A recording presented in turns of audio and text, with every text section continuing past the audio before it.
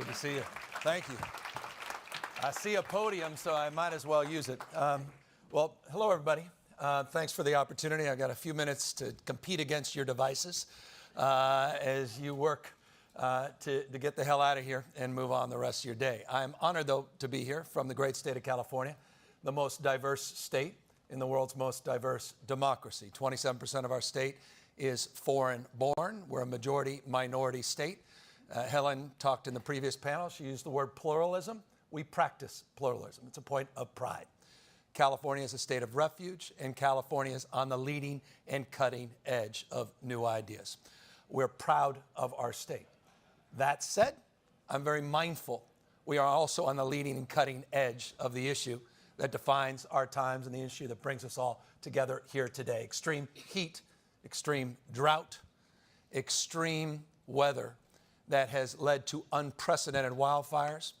It's led to unprecedented stress on our energy grid, punctuated by a 10-day period where 1,000 records were broken just 2 weeks ago in the state of California. 125-degree temperatures in September, not in the Middle East, in California, just a matter of weeks ago. We're battling, as we speak, 8 large-scale wildfires. This drought has impacted our hydroelectricity, which has impacted our grids. Mega droughts have an impact on megawatts. The issues that define our time are being played out in extraordinary ways in the western United States, but notably in the state of California. So the question is, what the hell do we do about it? Now, I've maintained some pretty strong opinions in terms of clarity and conviction, that we've been as dumb as we want to be over the course of decades, doubling down on the issues that have created this mess in the first place, subsidizing the very industries that have created these conditions in the first place. Hell, I woke up this morning to the troglodytes at the Wall Street Journal editorial board. Take a look at their editorial today, written by the fossil fuel industry. Literally the exact same talking points that were used 2 weeks ago in the state of California when we were battling the most progressive and aggressive climate policy of any jurisdiction in the world. By the way, we won. They lost. We passed the most aggressive rules and regulations, not ambition, of any jurisdiction anywhere in the world. Big oil lost, and they're not used to losing. And they lost for one reason. You heard in the panel just a moment ago, a lot of people don't understand what climate change may be. They may not understand climate science, but they sure as hell understand their own eyes. We've heard it many, many times before. When the thermometer says 125, that's not a Democratic thermometer or a Republican thermometer, it's just reality. When you go outside and people are heating up and choking up and parts of the country or state are burning up, you got to believe your own eyes.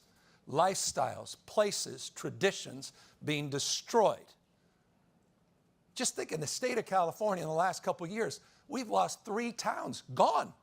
Been around hundreds of years. Paradise, recall Paradise? Just a few years ago? Greenville, you probably haven't heard of it. Wiped off the map last year. Grizzly Flats, wiped off the map. Been around since the gold rush. Tradition, lifestyle, places, pollution, this blanket we put in, cancer-causing pollution that we've been spewing in the air, and we're still debating the merits of fossil fuel when all the tools of technology present themselves now at a scale we've never enjoyed or experienced. We talk about grids and reliability. Give me a break.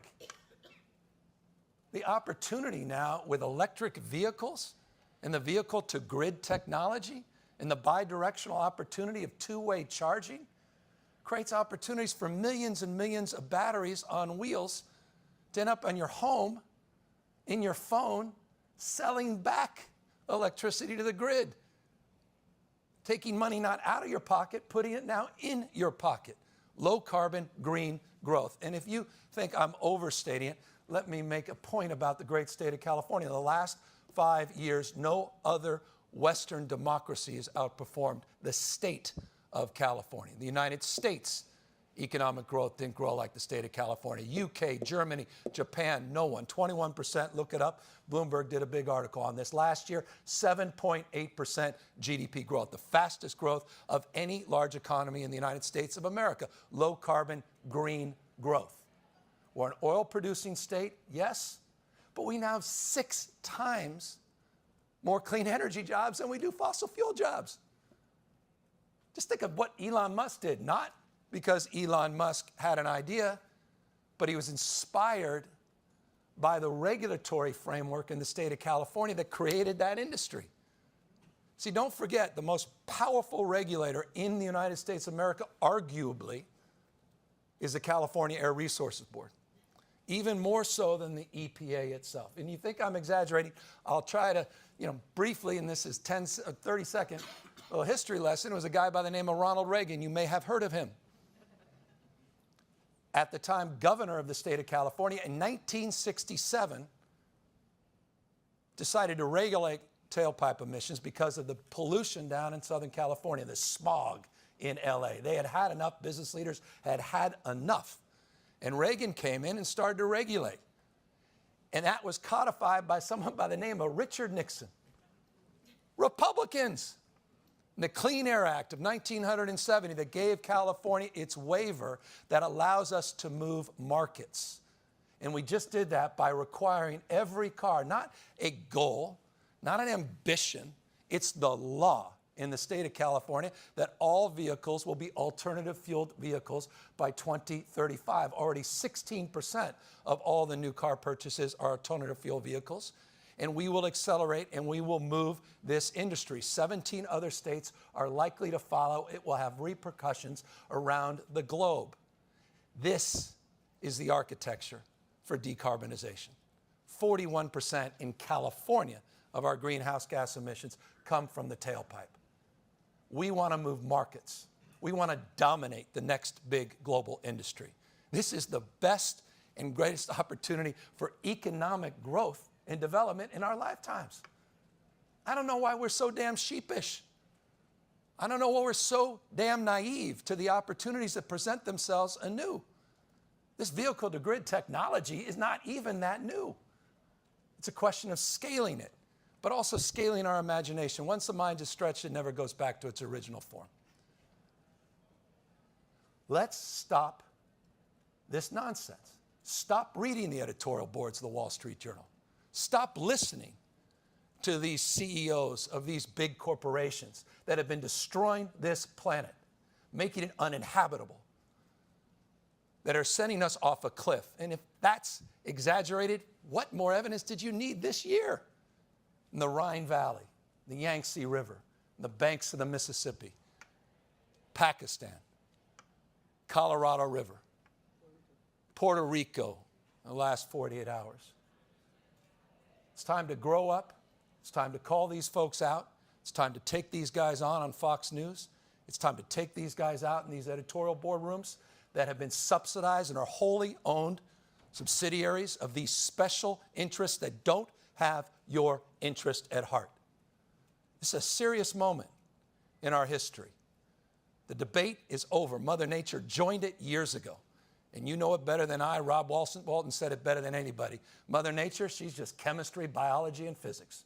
She bats last, she bats 1,000. And she has joined this conversation. And that's what gives me hope. That's what my last 30 seconds gives me optimism and gives me resolve. So it's time to straighten up.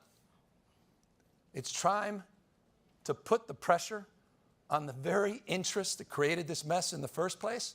And it's time for us to win this war and invest in the future so we can all do well there.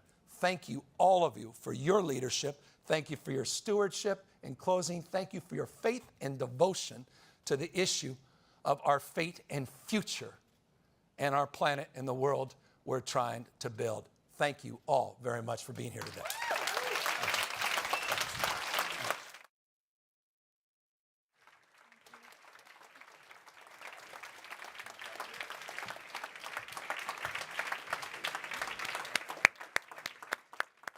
Well, I hope you are all fired up, because that was pretty incredible. Thank you, Governor Newsom.